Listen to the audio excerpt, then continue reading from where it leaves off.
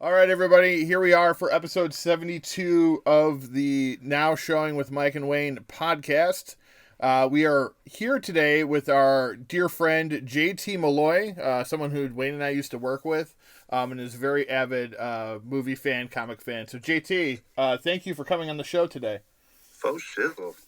It's a very short intro to the point. All right, so this week, JT and Wayne, we are going to talk about, I think, a topic that the three of us can both get behind is, in my opinion, and it's been my opinion on this show since we started. Over the years, I've struggled to come up with my favorite movie, and then, I don't know, a couple years ago, 5-10 years ago, I was like, it's Ghostbusters. That's my favorite movie. I'm not going to start thinking what's the best cinematography? Who's the best director? What's the best movie with the best acting? I'm like, it's fucking Ghostbusters. It's hilarious. Yeah, right. It's scary. It's got the best cast in the world. It's amazing. So that's what we're talking about. This episode is all Ghostbusters. We're going to review the new movie, talk about the original films. So let's get into it. So Ghostbusters, directed by Ivan Reitman, came out in 1984. You guys were 2. I was 1. So obviously we weren't rushing to the theater to go see this movie. What is your first memory, JT, we'll start with you, of seeing Ghostbusters for the first time? You know what's funny is, my first memory of Ghostbusters is actually probably my oldest memory, too. It's that's one of my earliest memories of being a human I can think of. Is, sitting in my living room in, the mid-'80s with, my dad and his friends, and seeing Winston go, I've seen shit that'll turn you white, and then me going, I have seen shit that'll turn you white, and everybody in the room went, oh no, yeah, no bad language, you know what I mean, and laughing at the fact that I said that line. So that's one of my earliest memories, is watching that movie and swearing, which I don't know, probably it's pretty much a microcosm of my life. I was going to say, I've sculpted your entire life, I would say, at this point. No joke, I was afraid of libraries for the longest time. No fluff, no, this would be a good thing to throw in there. Absolutely terrified. Just waiting for the floating lady to come by and turn into the monkey, and what the hell? Yeah, that movie, that and being raised Catholic was probably, two of the biggest things that kept me superstitious for a really long time too. I was really into paranormal and stuff as a kid and whatever, and kind of afraid to walk by rooms that were dark and stuff like that, you know. Yeah. Oh yeah, for sure. Well, I mean, I think it's taken a long time for this movie to be actually recognized as a horror comedy. I think for a long time it's just been deemed a comedy. But yeah, which I always felt was a little inaccurate, or at least half truth, you know. Yes, because the scary scenes, the library scene, especially, Elaine, it's scary. It's not just played for laughs. It's a terrifying scene, as are some of the other scenes throughout the movie. And that's what a good horror comedy does. Wayne and I have talked about this before. A movie that I've mentioned, Club Dredd. You got to be able to manage the comedy and the horror together, and I think Ghostbusters perfectly does that. And now, for me, the constant memory I'm always reminded of is that I've always wanted to be a Ghostbuster ever since I was a kid. That's what my parents tell me. So, so when that happened, maybe 4 or 5, I'm not sure. But I think definitely what stands out from being a kid, Wayne, again, you mentioned the library scene, that is the first scene that probably always comes to mind. It's the opening of the movie. And it's not even when they're there. It's the woman. The woman in the library scene is the books are moving off the shelf. I want to know how the hell they did that first and foremost. For 1984, right? There's a lot of sight gags and wire gags in this one, for sure. It just, I know that they had hair dryers to blow the card catalogs from the other side of it or something. I think I heard that. That's it's crazy to think. I mean, we'll get into the new one, how much they. Obviously they did. I think in the new one as much practical stuff that they could, but they obviously relied on CG for a lot of things. But in the old days, it's fun to think of what they would have had to do to do some of those sight gags and stuff like that. Somebody put their nose and you want to keep it. Yeah. So we'll get into the plot of the first movie. I mean, I think if you know Ghostbusters, you know the basic plot. You have 3 scientists to start. Well, I guess there are really only 3 scientists, and then you bring in Winston, the everyday working man. to join the team. And Ray, Stans, Egon Spangler, and Peter Venkman are brought to the library to investigate it, and they see an apparition or a ghost, and they run scared and terrified out of the library. That's essentially how the movie begins.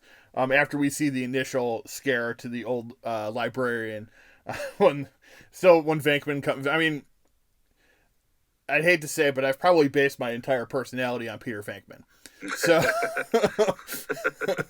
if you know him, you know me, I guess, because like just the moment he comes in and he starts asking her whatever drug she's been on, and like, is that necessary? Completely necessary. I'm a scientist. It's just, I mean, it's perfect casting from the beginning. The plot, again, I know I jump all over the place all the time, so I apologize to people listening, because I was just talking about the plot and then I went into something else.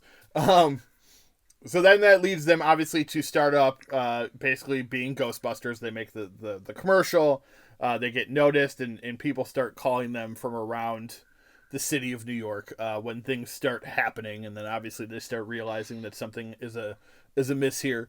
At some point, they bring in Winston, who is just a guy looking for a buck. You pay him, he'll believe in whatever you want. Paraphrasing. Oh, I'll believe whatever you want me to. Yeah, exactly. I think there is some thought. Now, this is kind of more behind the scenes stuff, because originally, and I'm sure you're aware of this, JT, but originally it was written for Belushi and Aykroyd. Mm-hmm. Belushi obviously passed away, so then it was like, who are they going to get for that? Well, they also had Eddie Murphy attached, and that was when Winston was a much bigger character. Beverly Hills Cop came his way. He took that instead. The role of Winston was kind of smashed down to a very... I don't want to say minor role, because he's not a minor character, but compared to the other characters, it ended up being somewhat of a minor role. Yeah, I know they kind of kept pushing him back in the script. Like, he was supposed to be the one who got slimed in the hotel and like stuff like that. Then they just kept pushing him back until later. So yeah, it ended up showing up in the movie like after the montage. I know Ernie Hudson. I think it was in the Netflix series, the movies that made us or whatever. I watched that. Yeah, I talked about how he showed up. He got the script and was like, "Oh my God, the Winston character's in the entire movie. This is gonna break my career. This is amazing." And then he showed up on set, and it was like half the part that it used to be. And instead of being like I don't think he was a scientist, but he was like a very intelligent person. He was just a guy looking for a job. So I know he was kind of disheartened by that. We'll get to the God, there's so much I want to talk about for the new one. Just because I think they kind of correct some of the issues that Ernie Hudson himself, not Winston, had with the character in the first movies. Then they kind of correct that, I think, in the third movie, which I thought was really interesting that they would go that route. And a good thing, I think. Trying to think of what else plot wise. I mean, if you see there, so let me talk about. There is one thing that I think, and I think I just read too. There was a deleted scene where Ray was supposed to have like a ghost girlfriend, which I think you guys can now tell where I'm probably going. Oh yeah. As a child, I don't know what's going on in that scene. I don't either. but as an adult, you're like, wait a minute, there's a ghost blowjob in this movie. And it kind of just gets glossed over. Now I know why now, because there's an extra scene that they were supposed to have in there where it was more of a relationship. So it just ends up being this kind of weird oddball scene that almost feels dreamlike, really, but then you kind of get the idea that it's not, and especially with the knowing that this extra scene existed, it wasn't supposed to be a dream. He's like wearing like it's like not like a pirate outfit, but like a colonial, like captain's outfit or something. So that was just one of those like revelations I had as I got older. I was like, wait a minute. Now I know what was going on in that scene. So what is the scene? I'm going to ask Wayne first. What's a scene that sticks out in your mind outside of the library scene that you really kind of go to all the time? Oh, it's got to be the hotel with Slimer and wait. I've always wanted to do this. The flowers are still standing. Yes. Totally improv by Bill Murray on that one, if I remember correctly, right? I believe a lot of his lines, I believe, were improv throughout the movie. They kind of, when they hired him, they kind of knew that that's what they were going to get out of him. I believe that's why there are a lot of takes of a lot of that stuff, because he, each time he would try something a little different. Yeah, I saw something recently where it was like Adam Savage is a huge Ghostbusters guy, and he was like talking to Jason Reitman on some YouTube video, and Jason Reitman was like in like the Ghost Corp headquarters or whatever.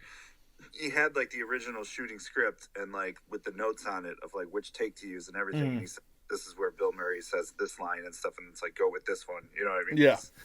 There were like constant notes of deleting stuff and adding what Bill Murray said on the set, so.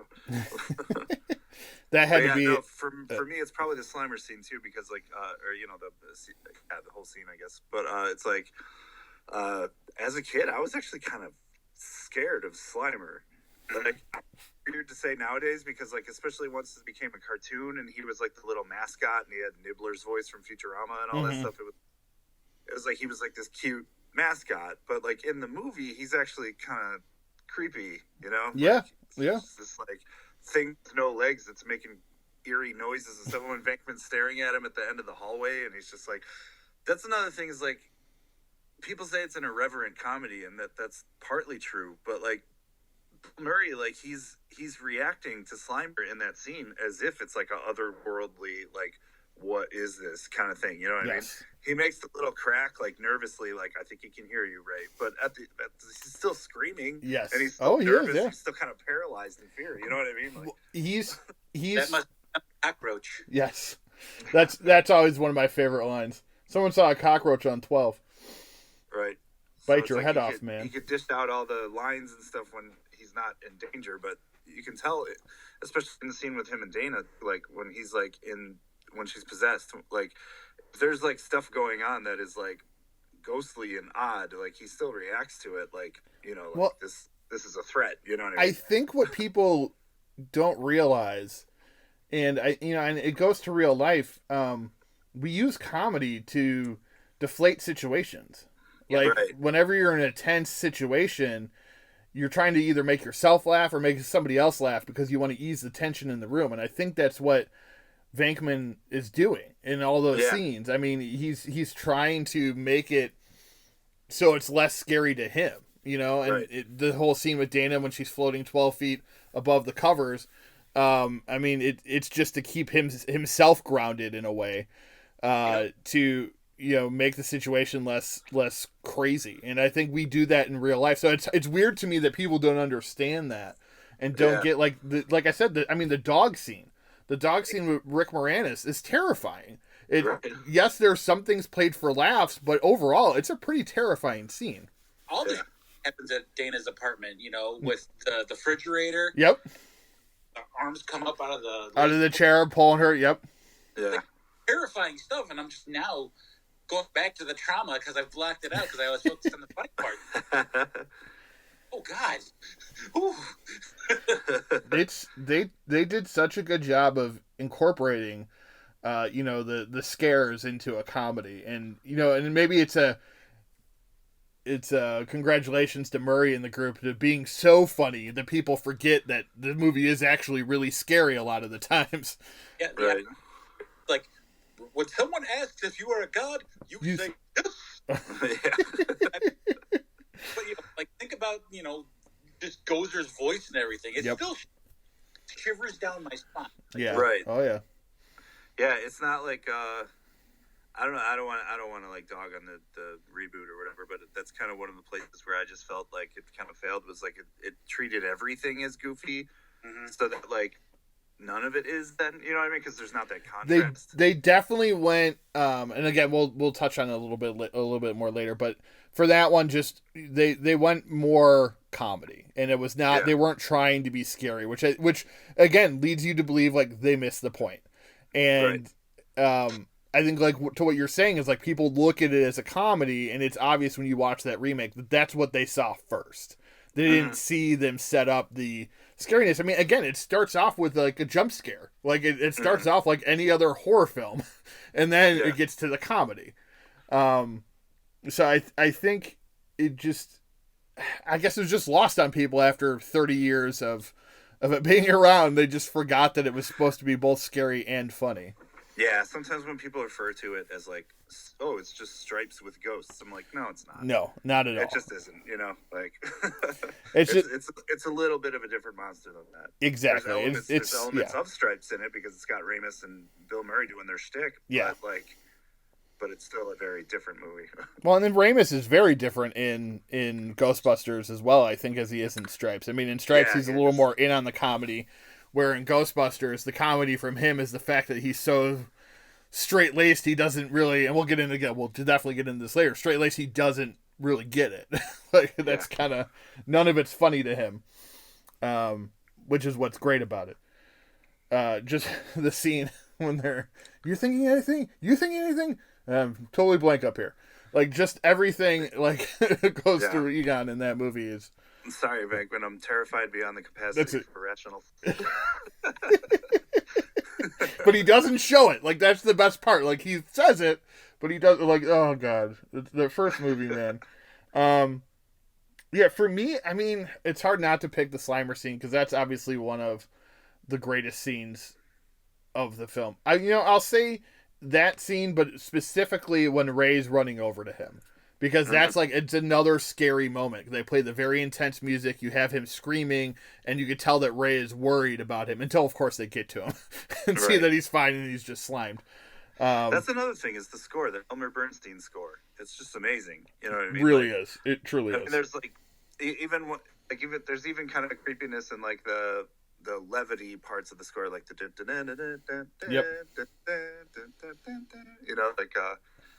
I don't know. It hits that perfect note of like grandiosity and also levity at the same time. Yes. I don't know. Because I always know that Animal House was scored at they made a point to score it not as a comedy. Mm-hmm. If you ever go back and watch Animal House and you think about the comedies that came before it, you're like, oh yeah, everything was you know what I mean? It's comedic music, but Animal House scored it as if it was an important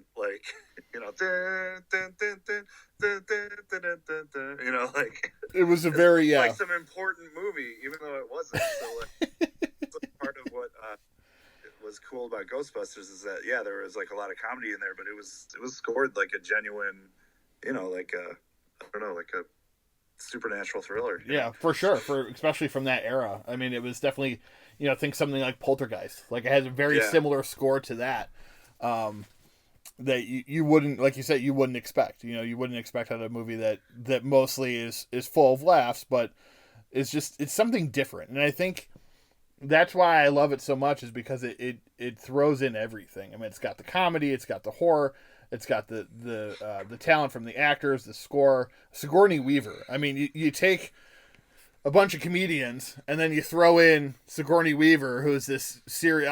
Also Ernie Hudson, but since his role is a little more downplayed, you throw in Sigourney Weaver, who's this very serious kind of action star at this point in 1984, and she kicks ass in this movie. I mean, she's fantastic from start to finish. She handles the possession stuff really well when she's Zool, or is it Zool, right? Yeah, drawing a blank. I've always heard she got the job by getting up on the director's desk and barking like a dog or something. She got all into it. They were like, all right, you're in. You got it. You understand. What's cool about Dana and all the characters in the movies, they feel like real people. And the dialogue is naturalistic.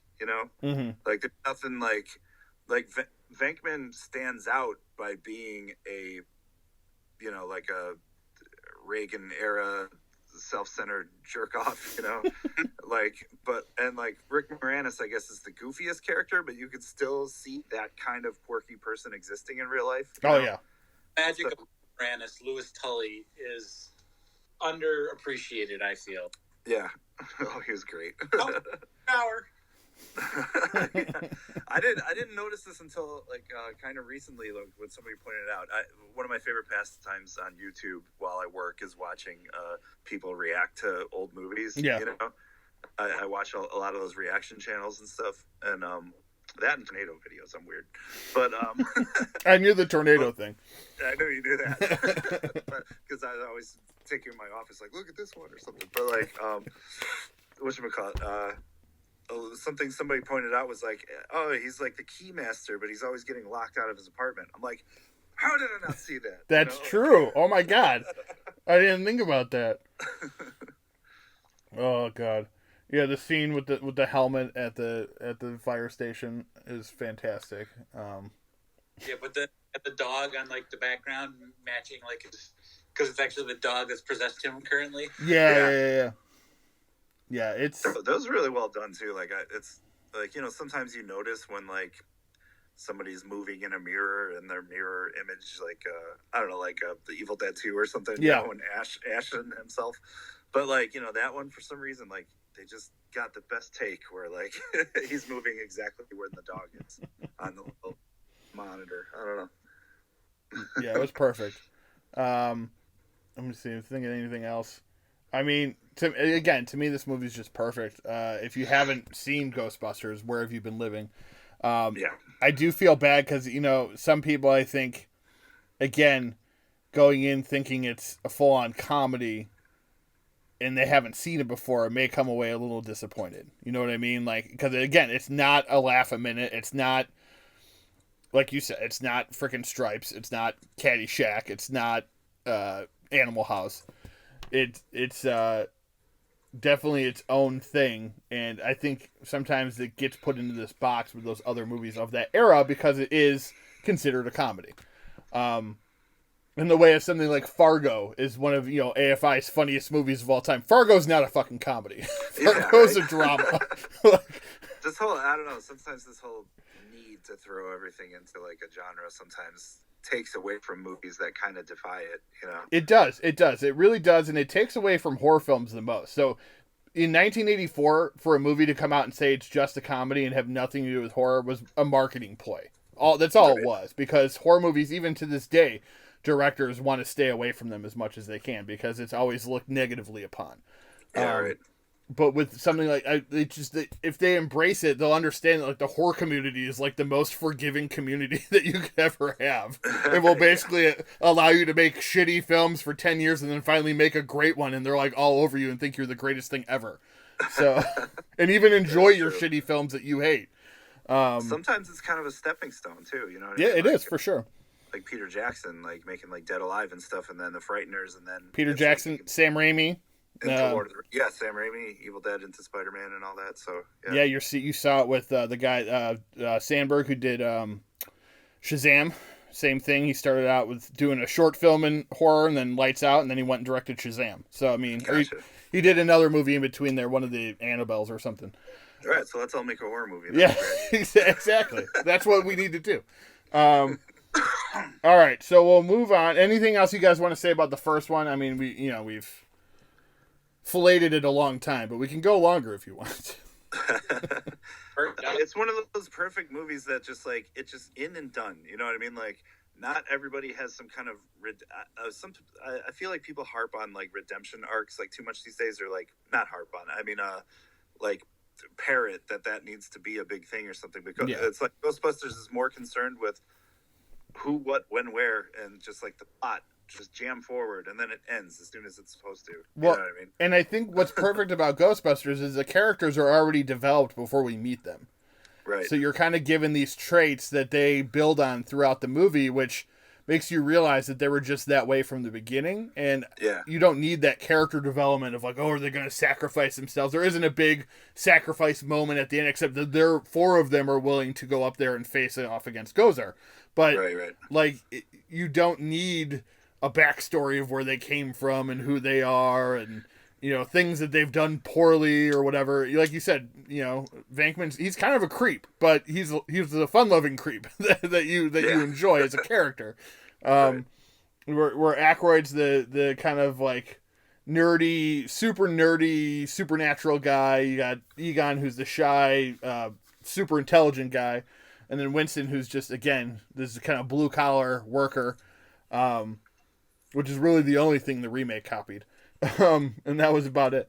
But yeah, I mean, it's just, you got four perfect characters, again, perfect or imperfect, whatever. You got a great director, a great score, great effects for the time, and just I don't know, just one fucking hell of a movie. I mean, it's just from start to finish, it's a riot, man. Yeah, it's like if you're looking for themes and arcs, which is something that people are kind of crazy about these days. And hey, that's when it's done right, it's great. But like, this is not one of those movies for that. It's just like, hey, watch this. It's entertaining.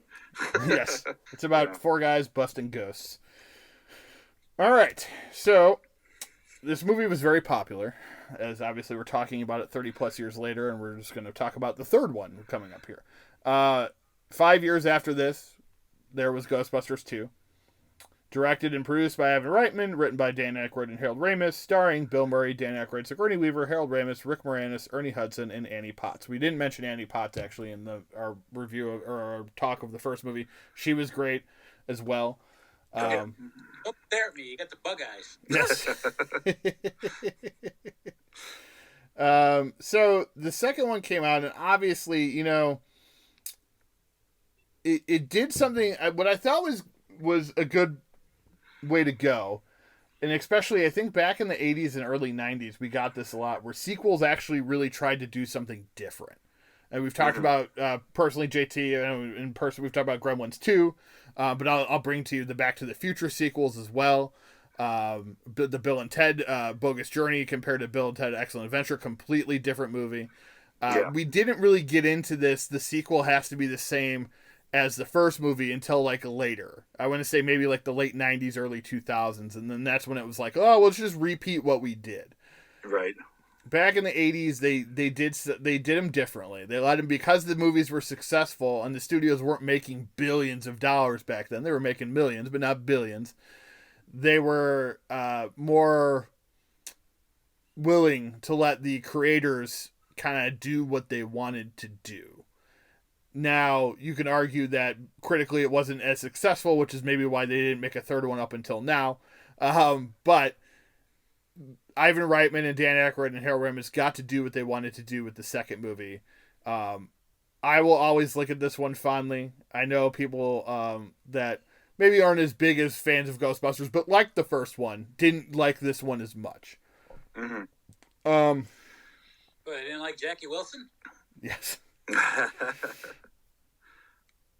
I always felt like it's one of those things where like the internet like informed people's opinions, because it's like growing up, everybody I knew liked Ghostbusters 2. Right, you know exactly. I mean? Probably the first one more, but like it's only crime really is not being as good as the first, but what movie is? Right. So, Exactly.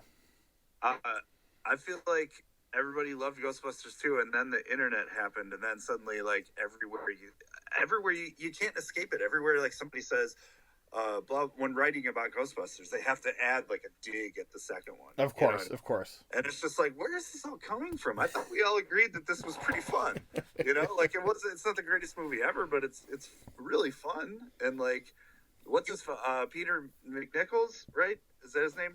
Is hilarious. Oh, he is hilarious. Yeah, he's really funny.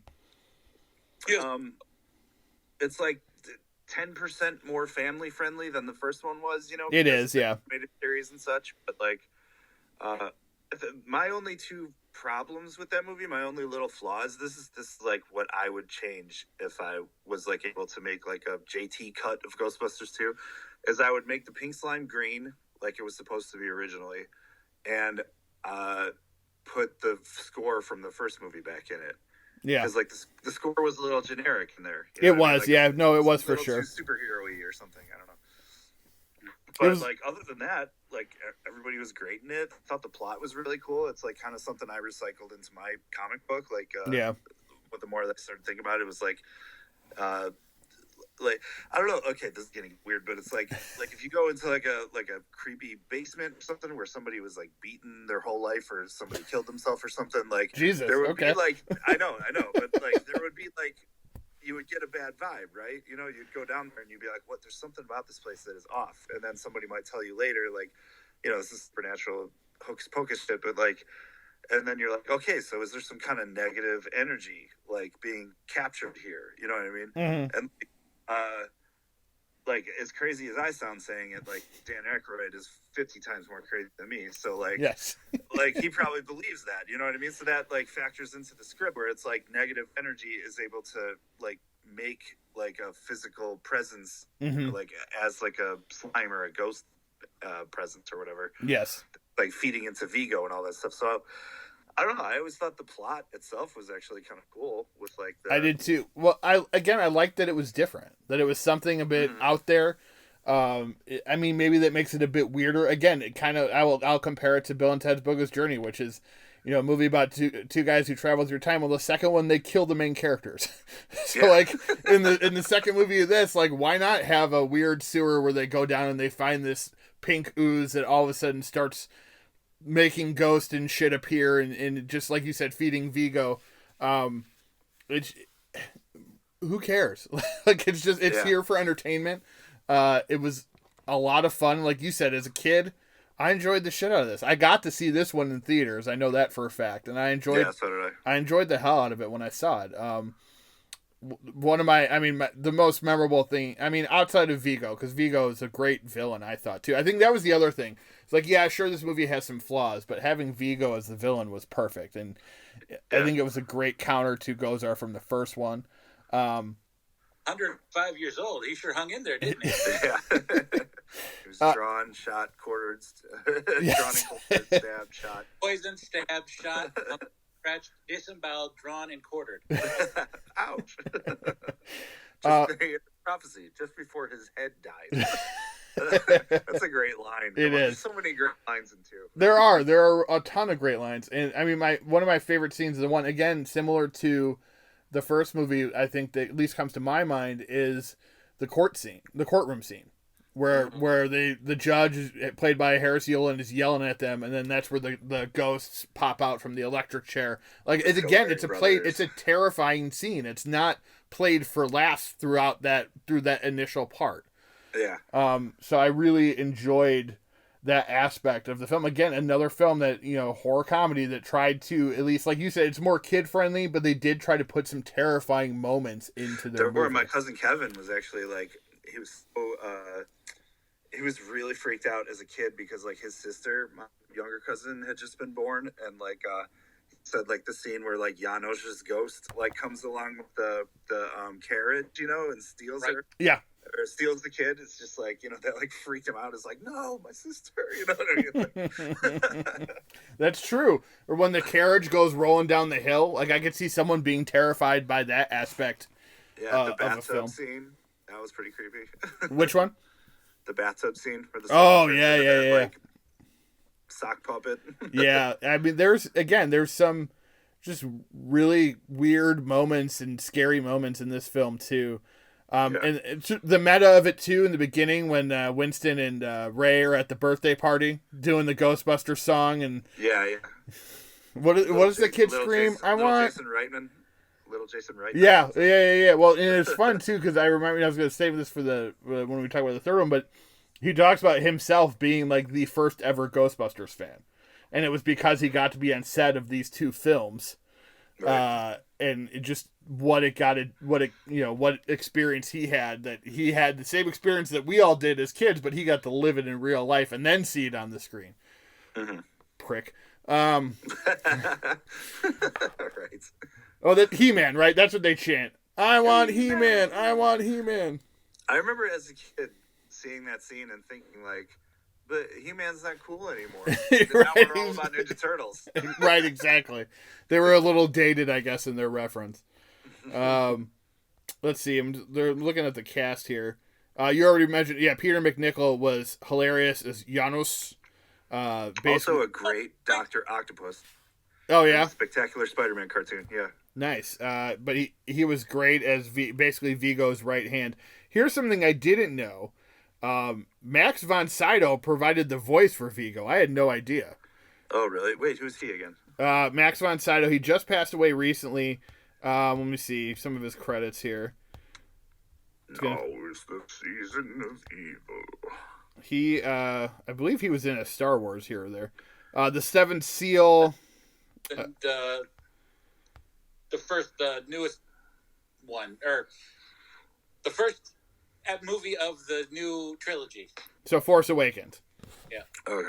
Yeah. He was in Game of Thrones. He was a three-eyed raven. Oh yeah, he's the three-eyed raven in Game of Thrones. Yeah, that's right. I'm pretty sure he did the voice of Vigo in the video game too. Like the Ghostbusters video game we don't have to get too into it, but from the 2000s was really good. Yes, written by Aykroyd and Ramis, and like was pretty much like at that point the unofficial third movie. And I know a lot of Ghostbusters fans are like trying to fit it into the canon or whatever. You can if you make enough head canon, you can fit it. Yeah, but like. There's like parts where you're in the firehouse and you can like click on Vigo's painting and he'll like talk to you and he'll be like, "Pull my finger." Oh, Minority Report. That was the one I was thinking of. He was the villain in Minority Report, but he was also in what did I just see here? Judge Dredd, the awful one from 1995, was Sylvester Stallone. Oh no. He plays not the bad guy. He's like he gets killed early on. Anyway. So that was a shock to me that he had done that. I have played the game a little bit. I never finished it, but I did like the aspect of the video game. Yes. I still have it. Actually, I want to finish it. I still have it. The parts where Dana goes into talking about how I feel like that painting's watching me. It's just like you talk about the vibe, just the whole music score and everything. And at times like there's that scene where the painting like out like the forehead and everything. Yes, yeah. And that's what I'm talking about. Like it has those scary scenes in it. And you're right, like the eerie moments when they're at the museum and he kind of feels his eyes on him. And I know there's a moment that we get to see the eyes before he does that are kind of darting around the room. It's very That's funny. There's also another deleted scene in there that like involved Ray, just like the first one, where like it was like remember when he stares at Ray and he gets a little like hung up, like looking off the ladder and Winston has to snap him out of it. Yeah. Mm-hmm. Okay, so like he was supposed to be possessed after that, and then on their drive home, he was supposed to be driving like a maniac. But they fit one of those shots into the montage where like the Ecto 1A comes speeding around the corner, and then Venkman like looks over his shoulder, like, what the hell was that? You know what I mean? Yeah. Like at Ray driving, that was supposed to be another scene where like Ray was like driving like a maniac after being quasi possessed by Vigo. So like. So like another failed Aykroyd scene ended up in the montage. Oh, Aykroyd.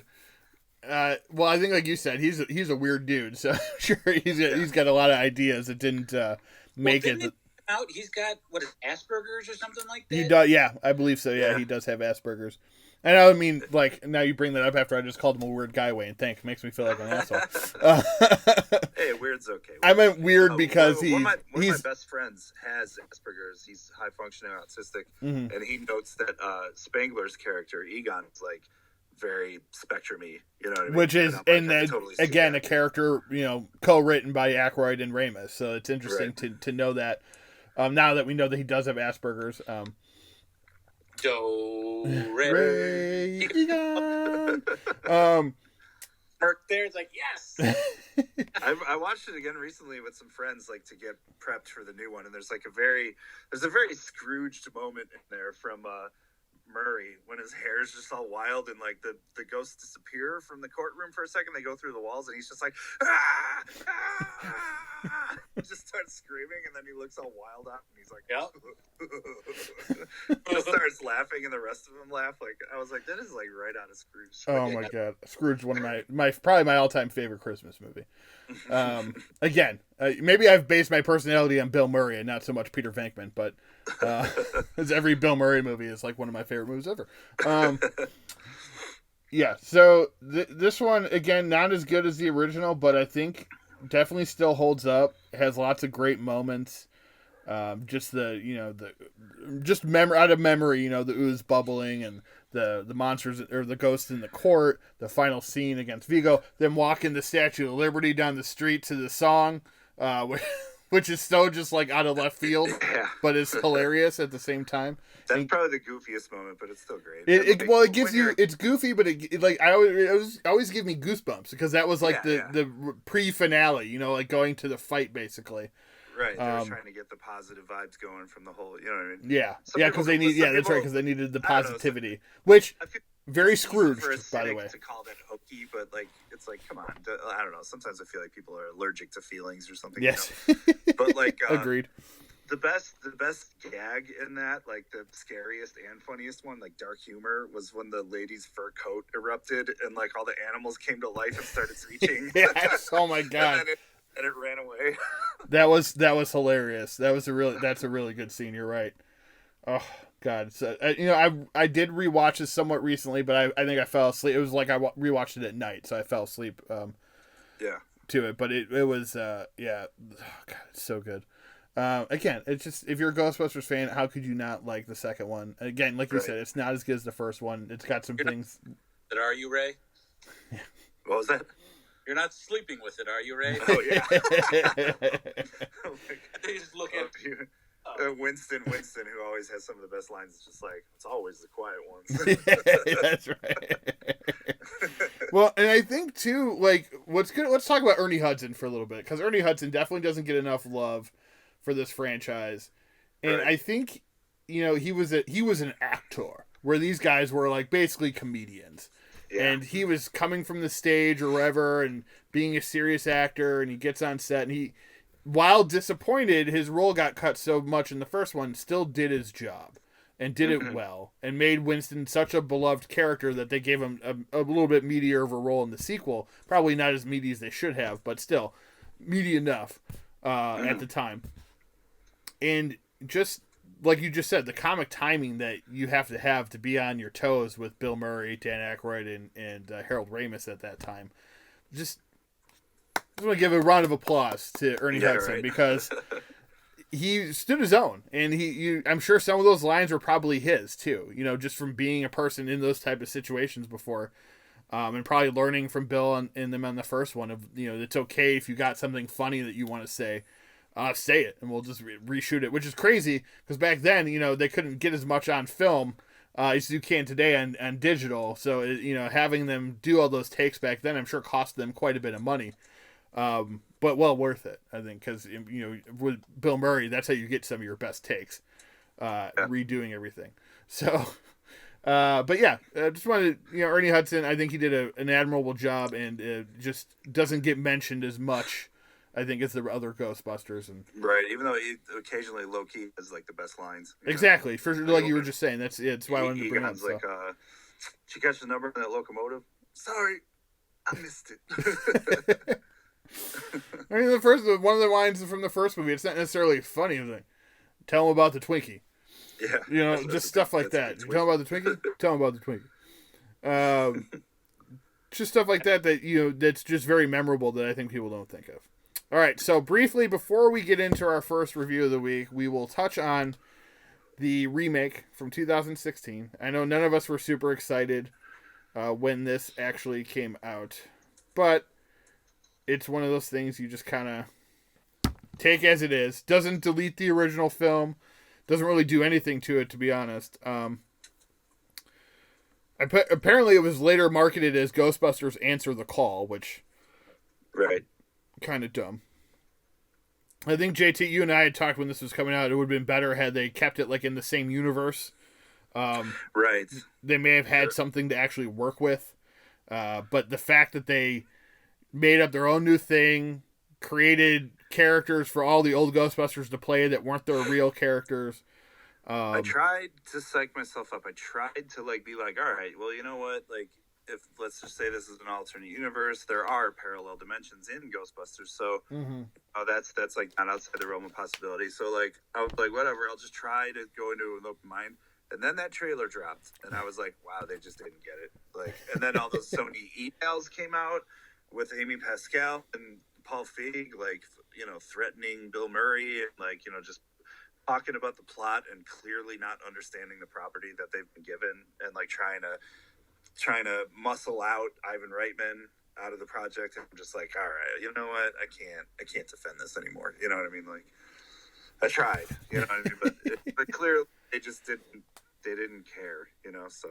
They did, and it's a shame, because I think as a movie in its own way of if it's set in its own world and it's not Ghostbusters and it's just a Judd Apatow movie but about ghosts, I don't think it's terrible.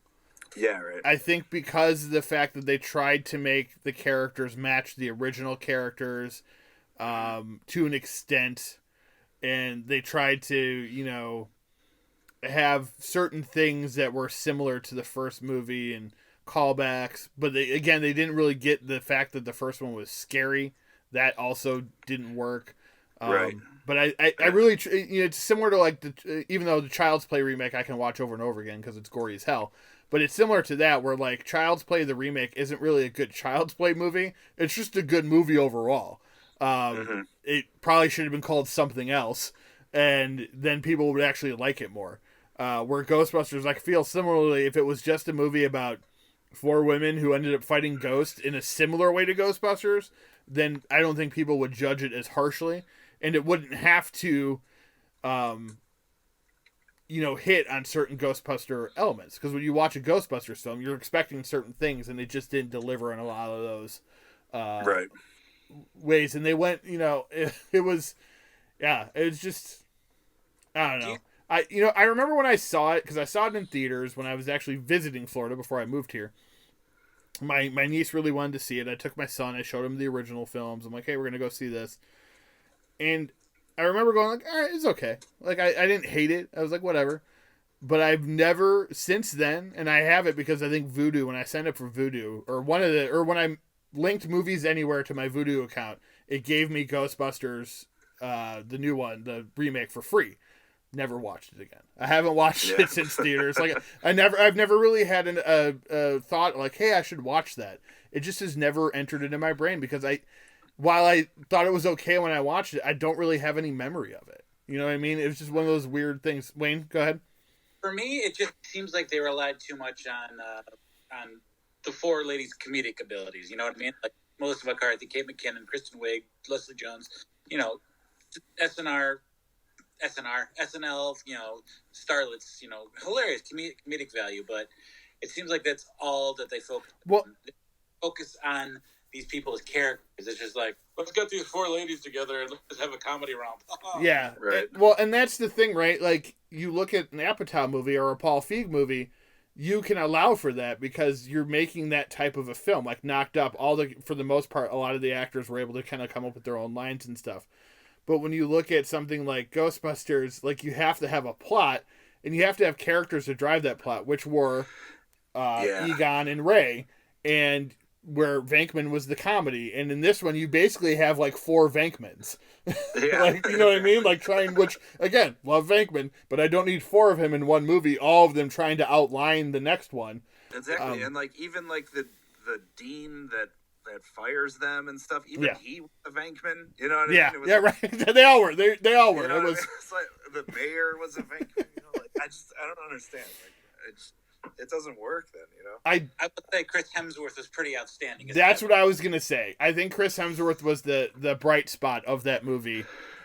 Basically, right. And then it's like, whereas I was saying earlier, like, everybody in the original Ghostbusters felt like they could be real people. Like, people like Kevin and Holtzman, like, don't feel like they could be real people. No, they don't. Yeah, people in a comedy movie. You know what I mean? Right. Exactly. Like, this guy is like, nobody's that dumb, like, ever. You know what I mean? So it's like, how does he even get up? Like, function? Yeah. No, I gotcha. Yeah, like, he would have been dead a long time ago. He would have been. But JT, he was super attractive. That's all you have to remember. Yeah, right. In glasses, no less. Everyone knows glasses make you look uglier. I don't know. It was like it just was. It's not like it just. I like Bridesmaids, and I like the actresses in that. I just don't see. I don't know. It's off brand to me. Yeah, it was a misfire, I think, for sure. I've liked Paul Feig movies since. He's done some other things. I really like Spy, which we've talked about before. I know he hasn't seen yet either, but Spy was a really well done, creative film. I still haven't seen that. I actually kind of want to. Yeah, it's really good. And it's probably one of Melissa McCarthy's best films. But Ghostbusters just was not it. And this is, if you like Ghostbusters the remake, that's great. You can enjoy it. We just, here we wanted to talk briefly about it. We didn't want to pretend like it didn't exist. The only way I would totally just eat crow on it is if, like, someday, like, you know how, like, a lot of women our age like watch Hocus Pocus every Halloween or something, and that wasn't the biggest movie ever. and like, you know, like maybe it's more of a girl thing or something. Like if someday some girl like watches that and says like, remember how fun this was as a kid or something, like, you know, I don't know if it'll happen because it was kind of a dud, but like, yeah, but like, hey, if that happens, more power to him, you know. for sure, exactly, and that's totally what I think. When you look at movies like Ghostbusters 2016, Ocean's 8, you're seeing them trying to appeal to women and to young girls, but missing the mark and not giving them exactly what they want and what they need. Not to say I know what they want or need. Still trying to figure it out. But just you know what I mean. Like it's just there's elements of those movies I think. The idea that they're being made is good, but they just need to be made better. Yeah. I think is what we're kind of. It's just not, you know, just because you throw girls into a movie doesn't mean it's a success. You have to actually give them something good. It ended up being like an equal opportunity kind of thing because it proved that women can make a horrible, soulless remake as well as boys can. Yes. Very true. Very true. Oh my God. That is very true. All right, so we'll leave that behind and we'll get on to, Wayne, our reviews of the week. All right, so to start this week off, we're going to talk about, obviously, Ghostbusters Afterlife. Now, since, Wayne, you were able to get to see the movie, I got caught a 9 o'clock showing because I could participate in this and not know what's going on. Well, and that's what I kind of want to do. I mean, we don't need to go so spoiler heavy, but I don't want to be restricted in what to talk about. So if you're going to listen to this review, just know that we're going to talk about some things that you may not want to know about. So spoiler ahead of time. Spoiler! Skip to the insert time here. Yes, exactly right. Well, I'll put it in the description too. If you haven't seen it, don't listen yet. I've seen it 3 times. You saw it 3 times? Wow. Yeah, I'm jealous. I know. I'm crazy. I can't wait to watch it again. Guys, I'm just going to run right into it. I don't know. Like, I'm going to throw the perfect word in because I am in the post-coital afterglow because I just saw it. There is nothing wrong. I should say nothing. Everything's got flaws, but wow, they blew my expectations away on every level, and my expectations were incredibly high going in. But wow, just yes, yeah, it was great. I loved it. I agree. It was one of those things that afterwards you're just like, wow, like that is one what of those things too. Like, let's just get this out of the way. Where like the critics are like, it's got like a sitting at a lower 60s on Rotten Tomatoes, but like the audience score is like a 96 or 97 or whatever.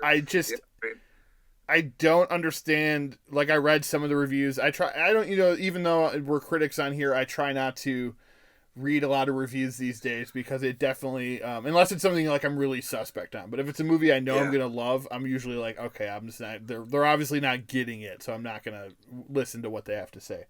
Right, for sure. Heard a review and it's unrealistic. Oh, but all of the ghosts, a proton pack. Yeah, that's totally fine though. That unrealistic. That actually leads me to a moment from when I saw the movie. So okay. I'll just say that there's, without spoiling everything right off the bat of our review, there's a scene where someone like hugs a ghost. There's a guy in the theater. He's like, "Really? Hugging a ghost?"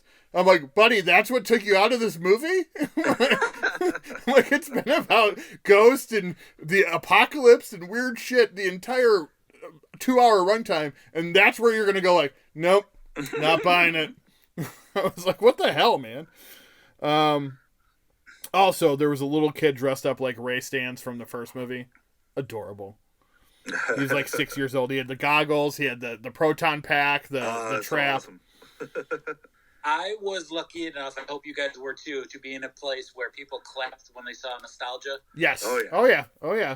It made my viewing so much better that people acknowledged and caught the little Easter eggs, like the treat in the glove compartment that most viewers didn't get. It's like, there it is. And of course, Shut up. That's a big Twinkie.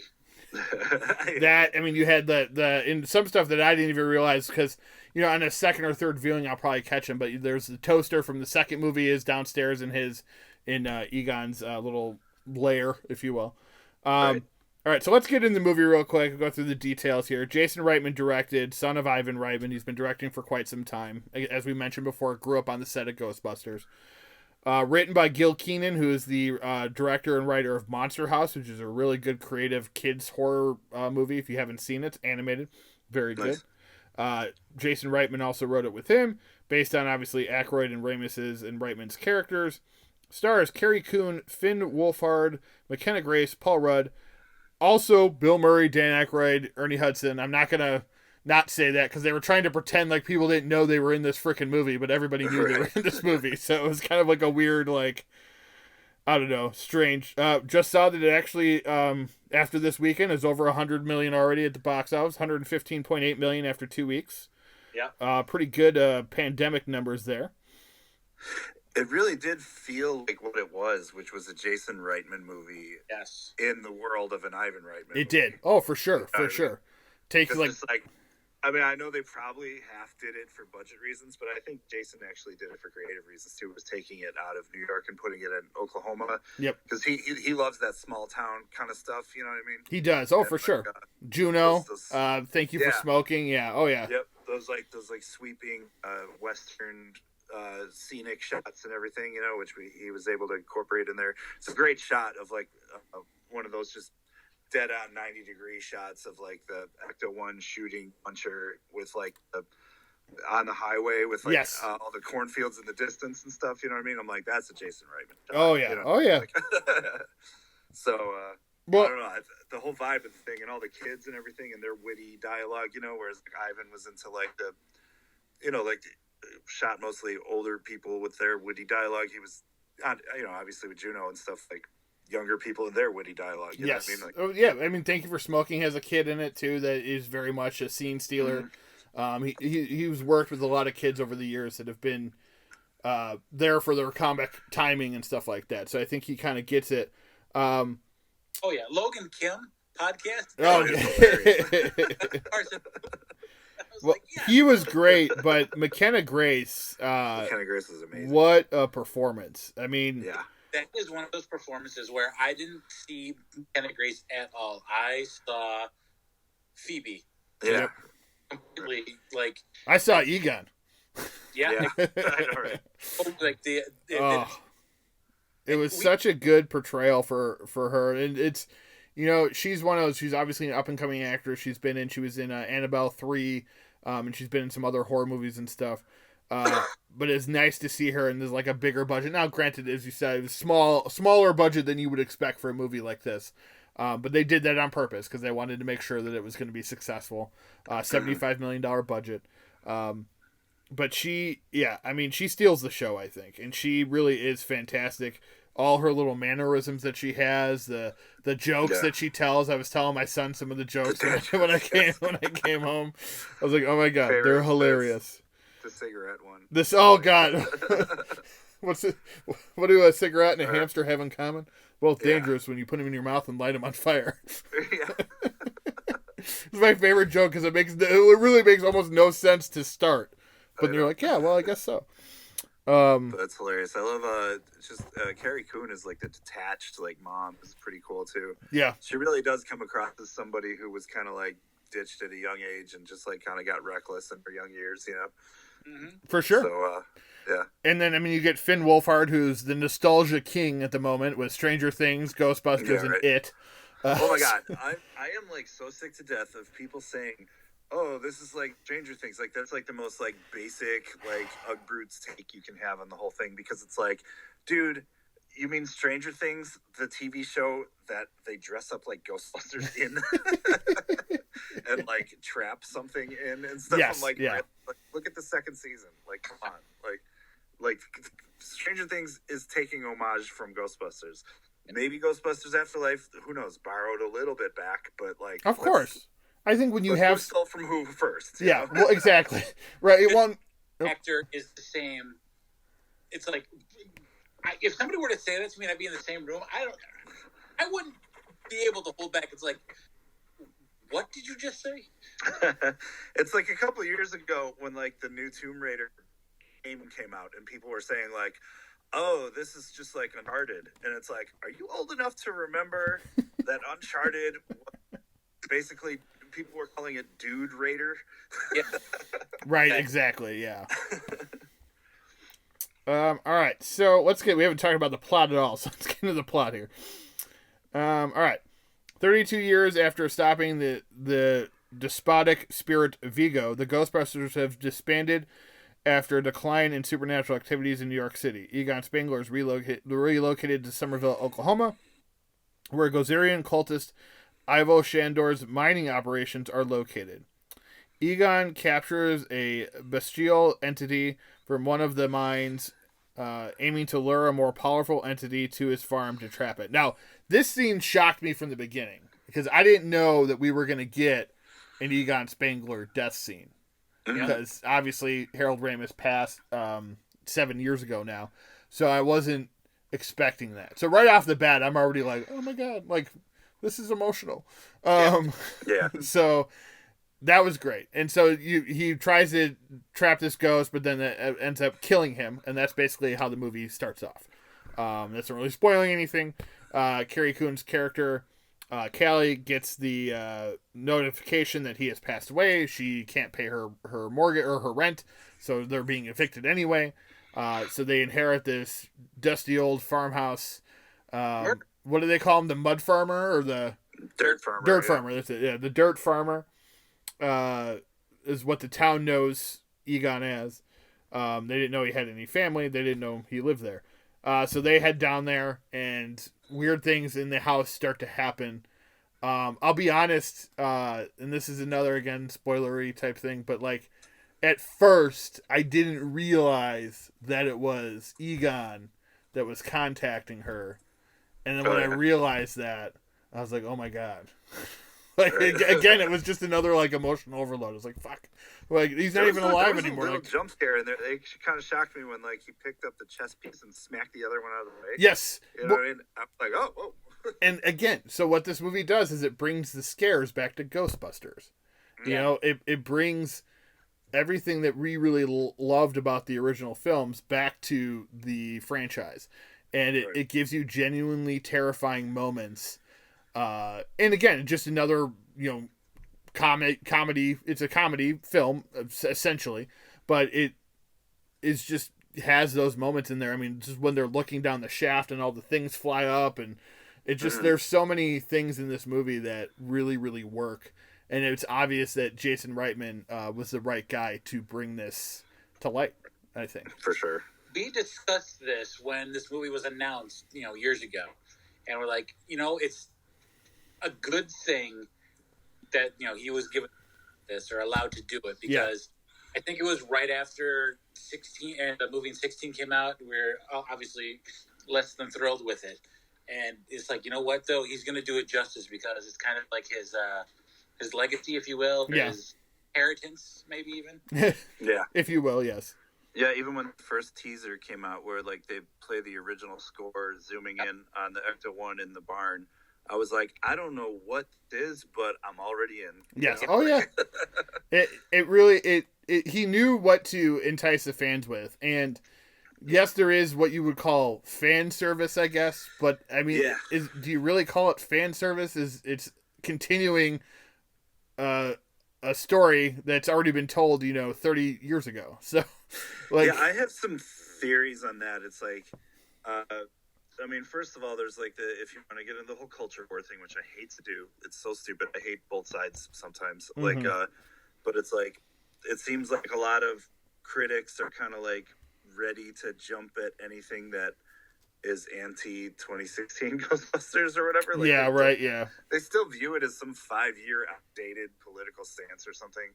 But like, and like, it's like, oh, the toxic fans can't win or something. I'm like, dude, come on. Not everybody is like that loves this franchise. You know what I mean? It's like, I would say that a lot of them even liked 2016 and are just excited for more stuff. You know what I mean? Like you can't just paint with broad strokes like that. That's just not cool. But like, that's only part of it. I think the other part, in a bigger part is that like there's been so much nostalgia just beamed into our eyes like in the past couple of years, and I mostly blame Star Wars. You know what I mean? Like the Disney Star Wars stuff. It's like how much stuff like Disney's only owned Star Wars for like a couple of years now, and we've had like 5 movies and like so many TV series and all this stuff. Oh, yeah. And it's just like people are so sick of like member berries and all that, like South Park did or whatever, and like so it's like there's kind of like an allergic reaction to things that like are from the past, but like I feel cheated as a Ghostbusters fan because I'm like, oh, so once it's my turn, right? For my beloved friend, everybody's suddenly sick of anything that resembles something old. You know what I mean? Like, I don't know. Yeah, I don't get a lot of those reviews. Like, oh, it was fun, but, you know, the nostalgia is just too much. And I'm like, fuck off. Because, like... Yeah, I didn't understand. Some people are like, well, okay, well, like, they took it out of New York, so it's totally different. But it's also totally the same. I'm like, well, what... Did they do their job if they did something similar but different? You know, like... Yeah. Oh, yeah. It just, for me, it hit all the right notes. The new characters were all really good. I love Paul Rudd, so how can you not love Paul Rudd? You add Paul Rudd to this franchise, which is a great thing, I think, to begin with. Dude, when he's showing Cujo to the kids, think of a big dog that tries to murder someone. Children. and then the next one is Child's Play. I was like, I love this movie based on the fact that he's showing Cujo and Child's Play. Right. That's enough for me. Great film out there about a killer Saint Bernard. Mm-hmm. Oh my god! It's just so good. So we were talking about the plot there for a minute. So then these ghosts start to come back. So the Mckenna Grace, Phoebe, she finds the old Ghostbusters number, calls Ray's Occult, which is a store he is now running. Well, yeah, you got to touch on the earthquakes too. Because, yes. Gruber is a seismologist. Yes. An earthquake scientist is called. Seismologist, yeah. Seismologist. And, yes, so they're having all these earthquakes in a place that doesn't touch any fault line or anything, so it's kind of curious, obviously.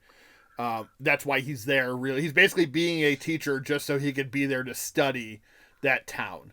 But a great tie-in to the first movie was it Shandor? Yeah. Both, like, you know, the town that produced the metal for the hotel in the first one, you know, that...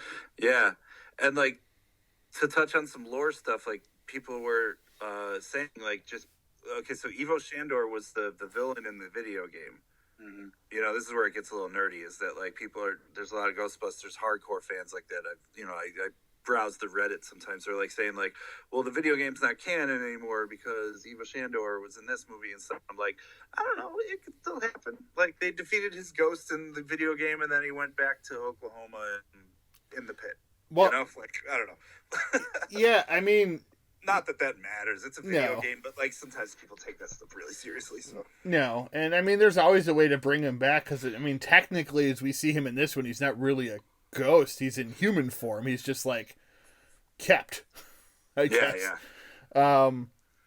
So yeah, waiting around to be reincarnated. Oh yeah, right. A weird role for J.K. Simmons of all people. Even made him up.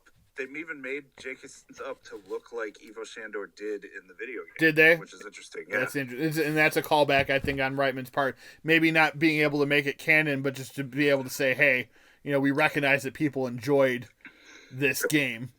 And I of course, like that Gozer rips him in half. Yeah. Oh, that's fantastic! It was amazing. Because, like, I mean, some people are like, "Well, we built up this guy," and I'm like, "Yeah, whatever. Come on, dude. This is a normal human." That part was great. Oh my god! He really like it's like Loki, ant, meat, boot, or whatever. You know what I mean? Yes. I was like, "We're gonna rule the world together." It's like you're talking to a god, dude. Yes. Oh yeah. So we're all gods. We're all gods. Yes. Yeah, we're all gods. Yeah, we're all little special. So that's the first hint we get of the original Ghostbusters is Ray on the phone with Phoebe trying to kind of like talk her out of it basically and say that, you know, he wishes that Egon would rot in hell, and then he finds out he's dead. so she's still trying to figure out what's going on. They take the Ecto one out. That's where they when they accidentally release Muncher in this, was it the school parking lot, right? Where they released Muncher, or was that a different ghost? That was Zool. Oh, that was Zool. That's right. That was Zool. Out of there, yeah. Or Vince, one of the two.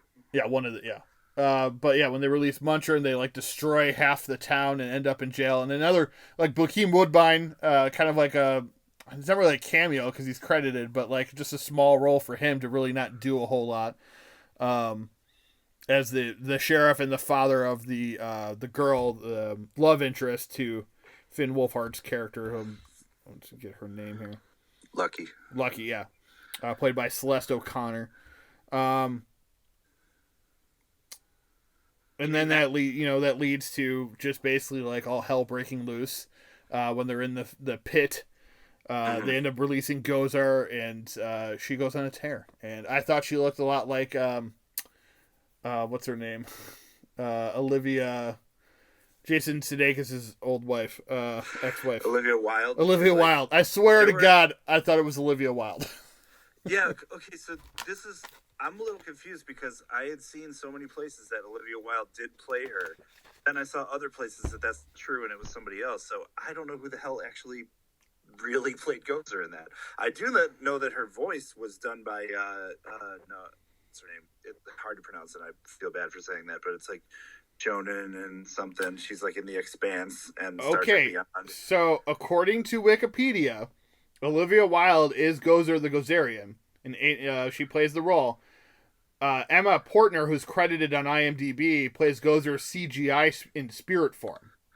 Oh, okay. So that was her then. Okay. Oh, that's where it got weird. Yeah, because she was kind of like a weird skeleton at some point when she was walking through the cornfield. Yes. When they like had her trapped in there, kind of. The voice is Shohara You'll know her too. She was in The House of Sand and Fog. She was in like one of the X-Men movies. She's a well-known actress too, actually. Yeah, Shorin Agashlu? Yeah, that's it. Yeah, she was in the crappy X-Men movie. I know there's a bunch of them. One, yeah. The third one, right? Yeah, she was also the Admiral in Star Trek Beyond. Okay. She's that's right. A sci-fi TV show that's pretty good called The Expanse that my girlfriend watches. Yes, yeah. Backseat watched with I've her. watched a little bit of that too. Yeah, she's good in that. Yeah, like she's got such a commanding, awesome voice that like the instant Gozer spoke, and she doesn't even have that many lines. I was like, that's her. I know that voice. See, I didn't get it right away, but as soon as the credits popped up and I saw her name, I was like, oh, okay. Like I knew that voice somewhere. Dude, that's probably the best line in the whole movie too, from Mckenna Grace, when she's like, "Are you prepared to die?" I love those. No, I'm 12. No, I'm 12. Oh my God, that was like one of my favorite lines too. It's such a good line. Yeah, and then I mean, the spoiler alert right here is we're gonna get to the wrap up. Everything goes down at the farmhouse. They get the mom back. Paul Rudd. So at some point, Paul Rudd and Carrie Coon become the dogs from the original film, and with Vincent Zool, right? Yeah. And then so they get the mom out, and then they're at the farmhouse, and then that's when the original Ghostbusters show up to kind of lend a hand, if you will. And I mean, just like nostalgia overload at this point of this movie, and I did not expect what happened with Harold Ramis's Egon Spengler and the ghost version of him. Yeah, right. That was a lot for me. That was really well done. It was super well done. Perfect. I loved it. I absolutely. I shed a couple tears. Oh, I did too. It was just, like I said, just unexpected. I was like, oh my God, I can't believe they even did this. It had that Harry Potter Voldemort thing there from the fourth movie. Oh, good. No, I know what you're talking about. Yeah, great. And like he looked. I mean, I know he had like some like ghost effects all over him and everything, but he still under that looked way better than like Governor Tarkin did and any of that stuff. Yes. You know? And it was a wise choice to not let him talk at all. You know what I mean? It was perfect. Make little facial nods and stuff. You know? And we didn't mention in the beginning when they show him and they show his death scene, they do a great job of not showing his face. And that actor is actually a well-known actor too. He was in he was the Warden in Shawshank Redemption. Oh, That's okay. who played him in the opening scene. So I thought that was really, really cool, and how they did that. There's another thing I've seen recently where they did. Oh, the newest Halloween Kills, Wayne, where they do such a good job of not ever showing Michael Myers' actual face. That's how they filmed that scene in Ghostbusters Afterlife. And I thought that was very respectful. They weren't going to recast him, but they needed somebody to run around and do all the things that they needed to get done. Yeah. But yeah, then to bring him back at the end, man, that was just... It was an emotional roller coaster with that part, seeing the three of them back with their proton packs, and then all of them standing next to each other. That was cool. Them having that was a great shot. The streams. Yeah, them having their final moment with him too. I thought was really kind of therapeutic, not only as a fan of the movie, but a fan of the actors. Because I know his illness was kind of kept from everybody because he didn't want anybody to know he was passing away. So yeah.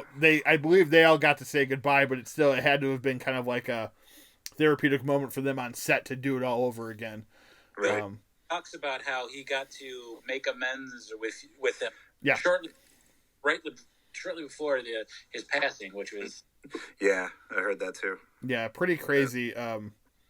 Just to have that kind of baggage and stuff with them, but then to put it away before the final curtain, if you will.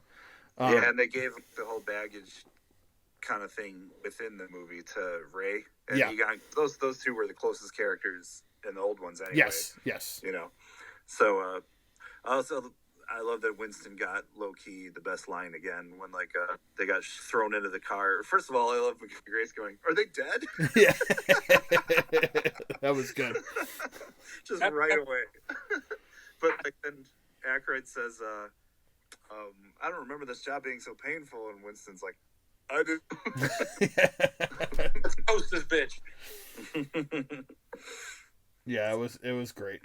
Trying to think anything else I want to touch on before we move on. I do love. Let me just go back to the Muncher chase scene, which was awesome. So well done. And I remember Jason Reitman saying I've never done a car chase before, so now I want to do a lot more because that was cool. When I love the Spielberg factor of that. I know some people talk about this being Spielbergian just because there's kids solving a mystery and stuff, right. But also to be Spielbergian, you have to have kids in real danger. You know, you do. They very much were in yes. that scene because they're driving around and there's some great sound design in the movie, where Phoebe is inches from a bunch of cars on the side of the road, and they go, and you hear the cars rushing past them, and it's Jesus, this kid could get clobbered any second. There were plenty of scenes too where she had to reel herself back in before she got hit by something or right. The bridge. Yeah. There were a lot of those scenes. Yeah, just really fun, man. I had such a great time with this movie. I've been waiting, as I told my wife, I've been waiting 30 years for this. So it's a long time.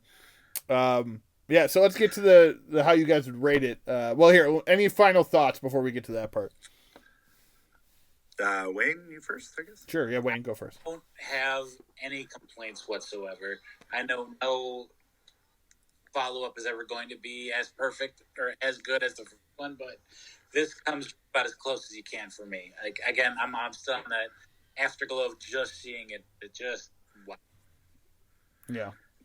Yeah, I loved it. This definitely fits in with a lapsed trilogy kind of vibe, in a way that Crystal Skull, I didn't think it was as bad as everybody said, but I didn't think it was good either. Mm-hmm. You know what I mean?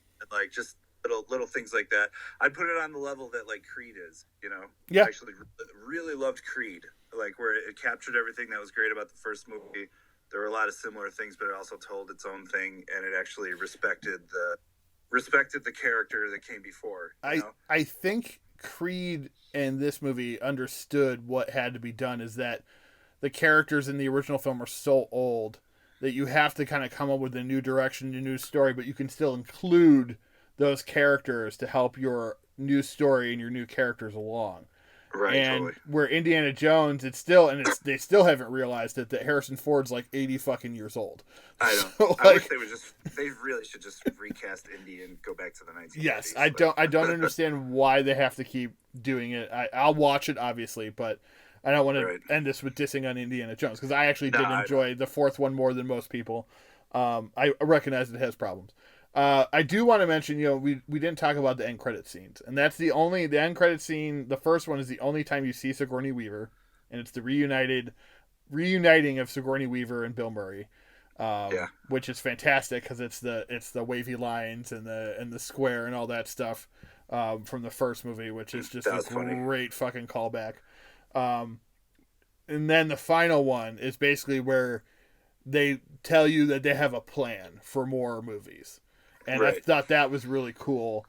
So if you go see this movie there and you've made it this far already, there are two end credit scenes. The second one is Winston and Janine talking about kind of the future of the Ghostbusters. It mentions that when I said that this kind of corrects Winston, it makes Winston like the most successful Ghostbuster. He went off and started his own business, made his own money. He pays for Ray's rent on the occult store. They mentioned that. He brought the Ecto in to give it he basically brought the Ecto 1 back home, because you find out at the end that he owns that building that they were talking about, the original building. I thought they did a good job of, like, when Ray was explaining what happened to all of them, I'm like, this is what would happen to those characters. You know what I mean? This is a very logical progression of, it was, Ray ended up filling at the occult shop, just like he always does. Venkman went back into academia, but under advertising. Winston got rich, which is all he really ever wanted to do. Yep. He's steady paycheck, Yep, right, exactly. And then Egon went crazy and tried to prevent the end of the world in a farmhouse somewhere, which is what you would expect him to do. Yeah, exactly. Yeah. It fit, and that was it was just such a great capper on the film, I think. Right. What's cool though too is that it sets up some more stuff, but like, let's say this, it's starting to do pretty well, but let's say it doesn't get a sequel. This is still a great movie that starts and ends too. Yes, exactly. I mean? It's not like Marvel or like, I guess Marvel always had kind of a plan or whatever, and it's not like Amazing Spider-Man 2 where it's like it set up a bunch of stuff that it could never deliver on. Yes, you know what I mean. It was more like this is a just in case kind of thing, and it's pretty good at I don't know, just like giving you a little tease for maybe stuff to come, but still it's not essential. Yeah, for sure. All right, so let's start with ratings. JT, we'll start with you. What would you give this out of 10? I'm going with a 9.5. I'm pretty sure that's what I gave it before. Yeah, 9.5 out of 10. Wayne, you? Yeah, 9.5. I don't know how they could have made it any better. I agree, 9.5, because I think JT, you brought it up when you posted about it, because the first movie is so great and it's one of your favorites, you can't really give it a 10. But it's pretty close, and it does such a good job of reminding you, us fans, of why we love the original film, and even the second one as well. And it's great to know that the second one is canon within this franchise as well, because people were worried that they were going to kind of ignore that one, which the plot more... Yeah, some people are still debating on that, and I don't understand. It's like Ray's Occult was in it, the little toaster and all that stuff. It's like there's no point to talk about Vigo or the Statue of Liberty in it, because it's a Gozer story. And you know what I mean? Jason Reitman actually came out and said now that it's officially canon. So, I know. You would think his word would do it. I know. Fans, man. Fans are so strange, and we all know this. Diehard fans, even diehard Ghostbusters fans that aren't us, can be nutty and strange and weird, just like Star Wars fans and Marvel fans. And and I am one of those Ghostbusters fans. I read all the comics. By the way, either of you, if you've never read I don't know how into your comics you are, but if you've never read the IDW Ghostbusters comics, you got to check those. They're so cool. I think I have some of them. Eric Burnham and Dan Joning as the artists are they're so good. They're so cool. I have to check them out. All right, so JT, you're free to stay on and listen. We're going to review our next movie. It is going to be the brand new Will Smith movie that just came to HBO Max and in theaters. We won't give a lot of spoilers away on this one. Not that really it's a drama, so there's not a lot of twists and turns here. Will Smith stars as Richard Williams, aka the father of Serena and Venus Williams. It's called King Richard. It's basically about him, and about where his plan for his daughters and where he saw their future going, and how he helped kind of mold two of the greatest tennis players of all time, I guess, is basically what the plot of this movie. I didn't know that that's what it was about. That's what it's about, yeah. It's very interesting. It is long though, as we were talking about beforehand. It's like 2.5 hours. So the plot is Will Smith, their King Richard, is kind of they have a house, but there's 5 girls and they're basically poor. He's like going through the garbage cans, picking out tennis balls, and trying to practice with his 2 daughters, Serena and Venus, every day. Venus is always touted as to be like the better of the 2. But as we all know, Serena has become like one of the greatest athletes of her generation. So there is a little bit of a nod to that in this film as well. Wonder Woman, just like the commercial. Yeah, exactly. This movie's about performances, I think. Right, Wayne? I mean, it's I explained the plot to you. It's basically this man trying to make sure his 2 daughters succeed at the sport that they're really good at.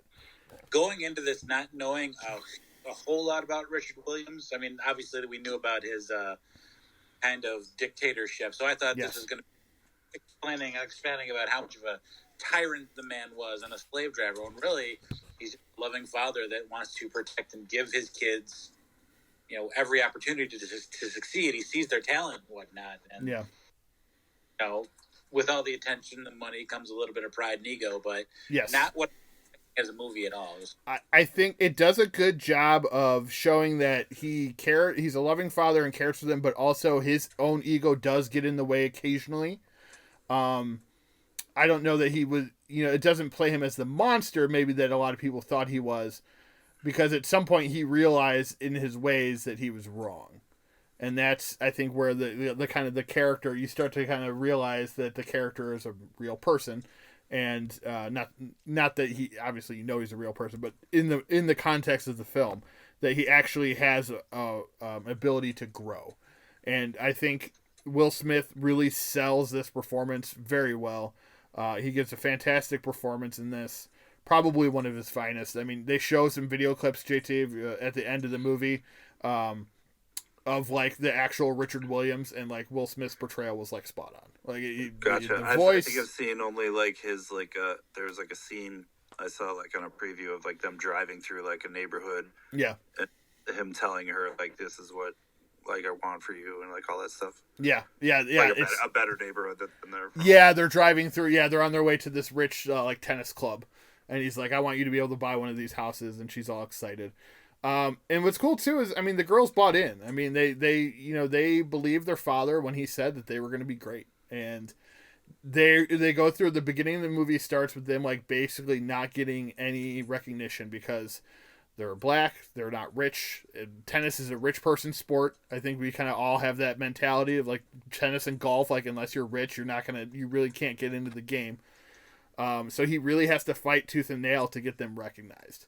And, just the way they portrayed in the movie, it's really kind of touching, and how it all goes. And, obviously he's got to go through some obstacles as do the girls and stuff. But overall, I thought it was a very solid film, Wayne. John Bernthal, the Punisher, aka Shane from Walking Dead, I thought was really good. His accent was fantastic. I'm assuming it's spot on, because he plays basically has this perfect like Midwestern accent, almost sounded like he was from Minnesota. I love that guy though. Oh yeah, he's really good in it. He has a really good second half role, because he plays their real life tennis coach that actually taught them right before they broke big. So like he was kind of, and he was really trying to get the dad to let them become pro, because it was. Mm-hmm.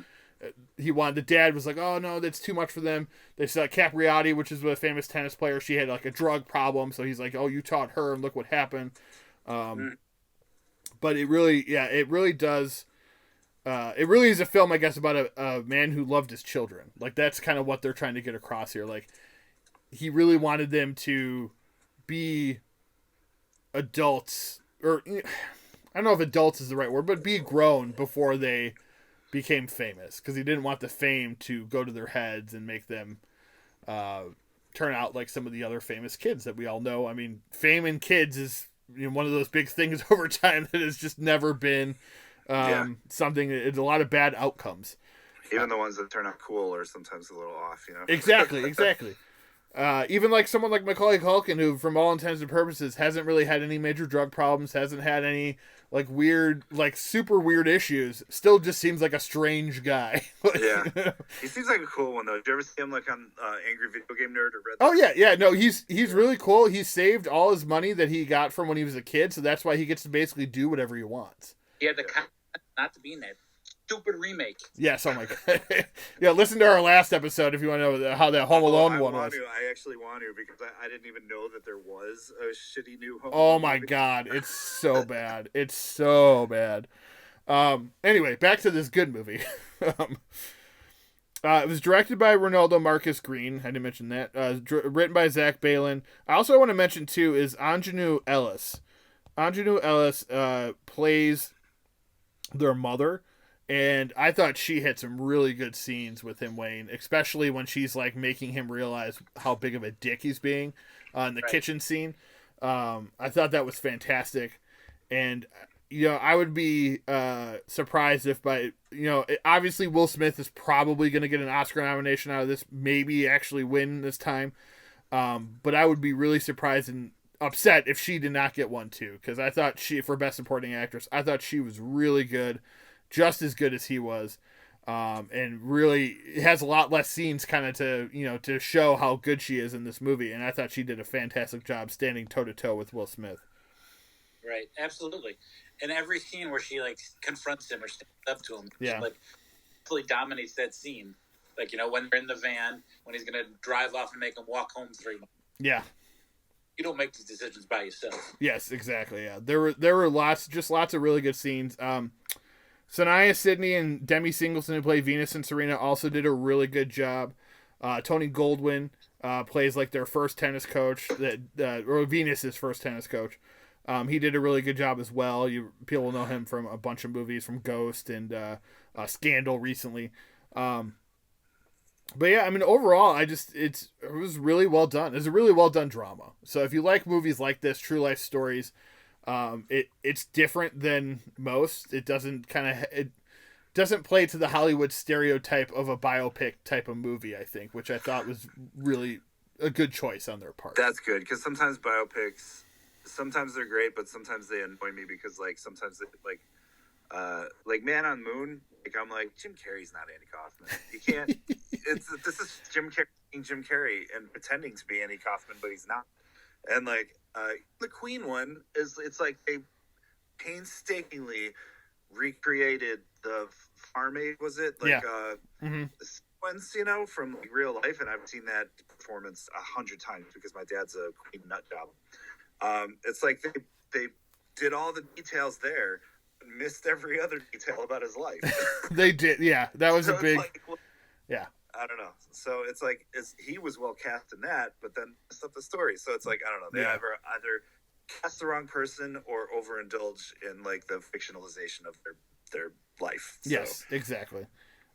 This one too. I mean, it obviously helps. I didn't know a lot about him, so I just knew that he was their father.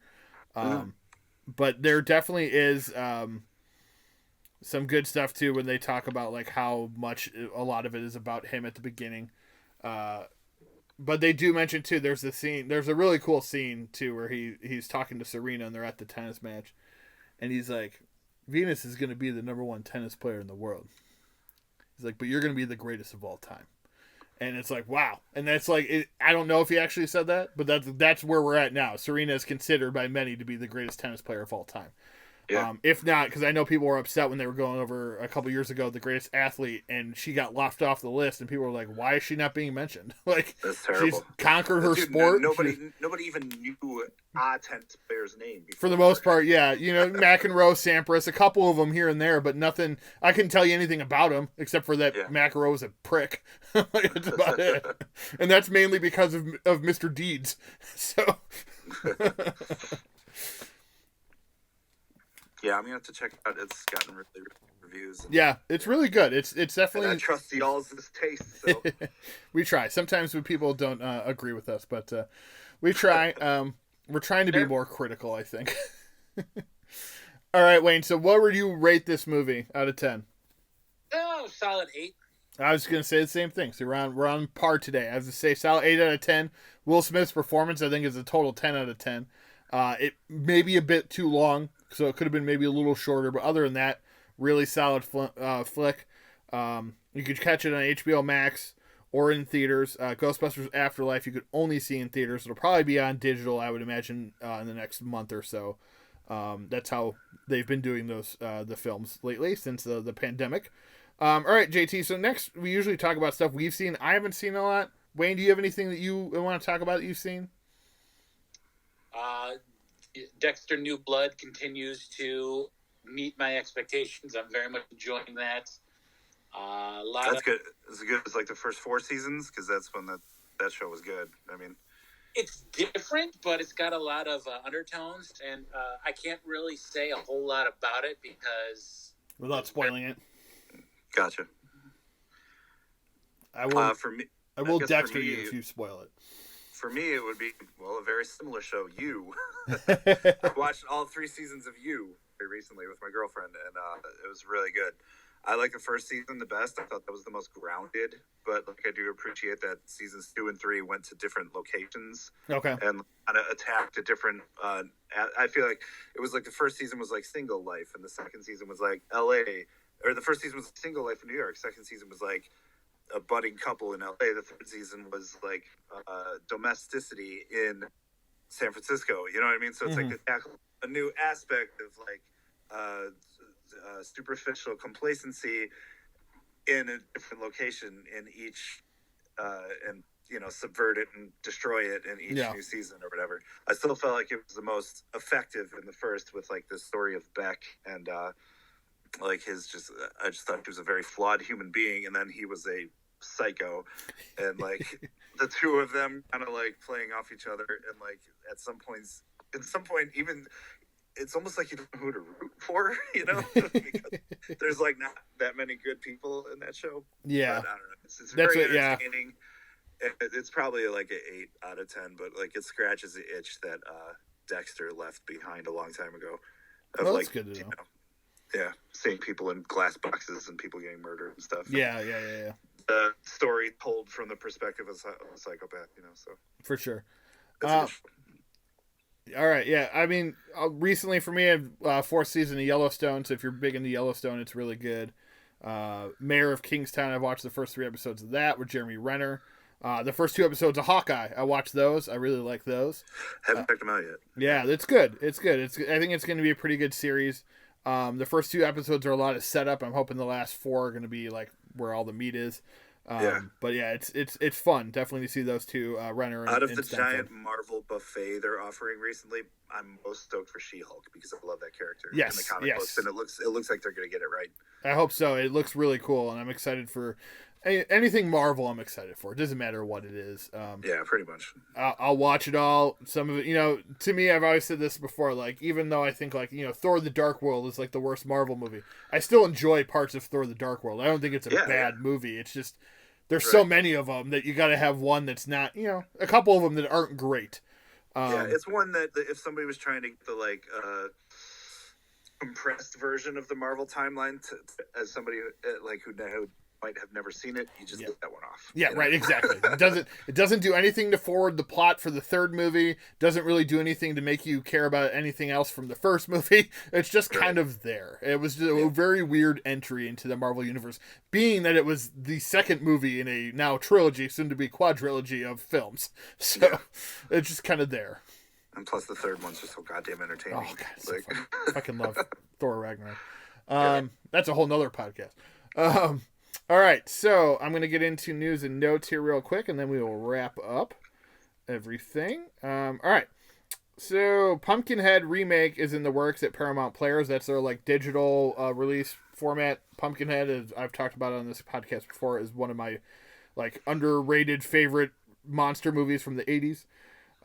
Mel Gibson is going to direct Lethal Weapon 5 now that Richard Donner has passed away, so I don't know how everybody feels about that, but He's been working in Hollywood even since he threatened to murder his wife or whatever he did all those years ago. Let's see. He's a little out there. I watched his Santa movie. His what movie? The movie where he was Santa. Oh, I watched that one too. Yeah. Oh yeah. Fight with that guy at the end. It was so stupid, but it was kind of. It was enjoyable. I enjoyed that movie. It's dumb, but it's enjoyable. 5 out of 10 kind of way. Yeah. Oh yeah. Let's see. Riders of Justice is getting an American remake. It's a new Mads Mikkelsen movie that just hit Hulu recently. David Harbour will star in Violent Night, which is a Christmas movie from director Tommy Wirkola, who did Dead Snow and Hansel and Gretel Witch Hunters, released December 2nd, 2022. Dear David film about Twitter ghost story will be produced by Lionsgate and BuzzFeed. Train to Busan remake will be called Last Train to New York. Under Siege remake in the works at HBO. Timo Tahanto, who is directing the Train to Busan remake, will also be directing the Under Siege remake. Carrie Coon, Alessandra Nivola, and Chris Cooper join Keira Knightley, and Ridley Scott produced The Boston Strangler. Jennifer Coolidge joins Bobby Cannavale and Naomi Watts in Ryan Murphy's The Watcher limited series, which will debut on Netflix. Randall Park is going to star in a sitcom created by Vanessa Ramos that takes place inside the last Blockbuster. Very excited about this, obviously, because I used to work at Blockbuster for 9 years. It'll debut on Netflix. Jonah Hill to play Jerry Garcia in Martin Scorsese-directed biopic. Delroy Lindo joins Blade movie with Mahershala Ali as the star for the MCU. Natasha Liu Bordizzo joins Rosario Dawson in Star Wars Disney Plus. Ahsoka, Wayne? What's the Rosario Dawson series? Ahsoka? Tano? Or... What is it? Sorry, you cut off there. Ahsoka Tano. Ahsoka. Well, yeah, okay. What he said. I was like, wait, what? She'll be playing Sabine Wren. Casey Affleck to star in Slingshot psychological sci-fi thriller. Amazon wants to make Mass Effect TV show. Catherine Winnick producing Lying in Wait miniseries based on Liz Nugent novel. Power Rangers Cinematic Universe is heading to Netflix. All right, releases coming up. Return to Hogwarts, Harry Potter 20-year reunion special debuts on HBO Max January 1st and will later arrive on Cartoon Network and TBS before the release of Fantastic Beasts 3. How I Met Your Father premieres on Hulu January 18th. Pam and Tommy hits Hulu February 2nd. Reno 911, The Hunt for QAnon debuts on Paramount Plus December 23rd. I am excited for that. Yes. Exact reaction I wanted. While not caught up with the show yet, Ray Donovan, the movie, debuts January 14th on Showtime. That's to wrap up the series. All right, deaths we've had over the last few weeks. Heath Freeman from Bones, dead at 41. Art LaFleur, Cobra, The Blob, Field of Dreams, dead at 78. Look him up, you'll know who he is.